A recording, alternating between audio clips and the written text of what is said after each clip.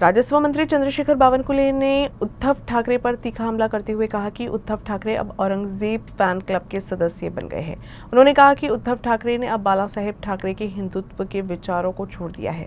बावनकुले ने आरोप लगाया कि उद्धव ठाकरे ने धर्म और हिंदुत्व को छोड़कर केवल वोट के लिए कांग्रेस से गठबंधन किया। बावनकुले ने दिशा सालियान मामले में तो कुछ भी नहीं बोला, लेकिन नीतीश राणे के विवादित बयान पर बचाव जरूर किया।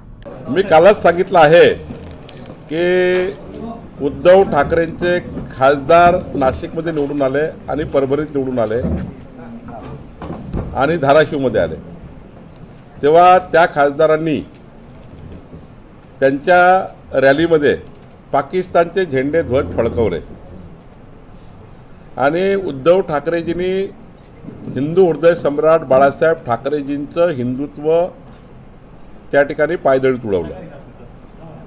कारण बाळासाहेब ठाकरेजींनी असं म्हटलं होतं की ज्या दिवशी मला काँग्रेससोबत जावं लागेल त्या दिवशी माझं दुकान बंद करेल शिवसेनेचं।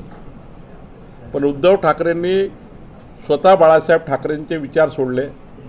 मताच्या लागून चालण्याकरता उद्धव ठाकरेजींनी सारे धर्म सोडले, हिंदुत्वाचा विचार सोडला, भगवा ध्वजाचा विचार सोडला आणि त्या ठिकाणी लागून चालन पत्करलं।